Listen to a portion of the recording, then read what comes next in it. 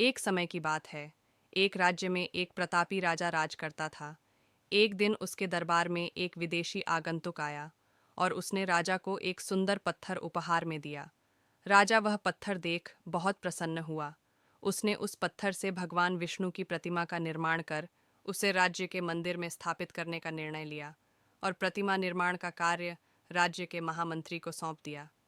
महामंत्री गांव के सर्वश्रेष्ठ मूर्तिकार के पास गया और उसे वह पत्थर देते हुए बोला, महाराज, मंदिर में भगवान विष्णु की प्रतिमा स्थापित करना चाहते हैं। 7 दिवस के भीतर इस पत्थर से भगवान विष्णु की प्रतिमा तैयार कर राजमहल पहुंचा देना। इसके लिए तुम्हें 50 स्वर्ण मुद्राएं दी जाएंगी। 50 स्वर्ण मुद्राओं की बात सुनकर मूर्तिकार खुश हो गया और महामंत्री के जाने के उपरांत प्रतिमा का निर्माण कार्य प्रारंभ करने के उद्देश्य से अपने औजार निकाल लिए। अपने औजारों में से उसने एक हथौड़ा लिया और पत्थर तोड़ने के लिए उस पर हथौड़े से वार करने लगा, किंतु पत्थर जस का तस रहा। मूर्तिकार ने हथौड़े के कई वार पत्थर पर किए, किंतु पत्थर नहीं टूटा। 50 बार प्रयास करने के उपरांत मूर्तिकार ने अंतिम बार प्रयास करने के उद्देश्य से हथौड़ा उठाया, किंतु यह सोचकर हथौड़े पर प्रहार करने के पूर्व ही उसने हाथ खींच लिया कि जब 50 बार वार करने से पत्थर नहीं टूटा तो अब क्या टूटेगा।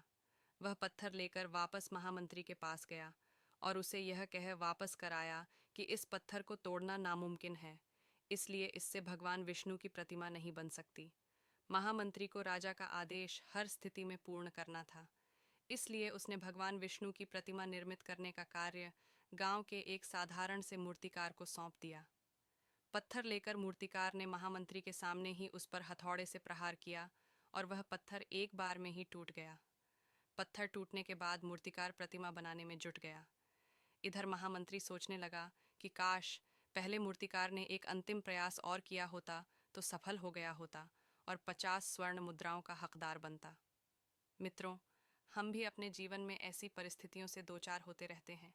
कई बार किसी कार्य को करने के पूर्व या किसी समस्या के सामने आने पर उसका निराकरण करने के पूर्व ही हमारा आत्मविश्वास डगमगा जाता है और हम प्रयास किए बिना ही हार मान लेते हैं।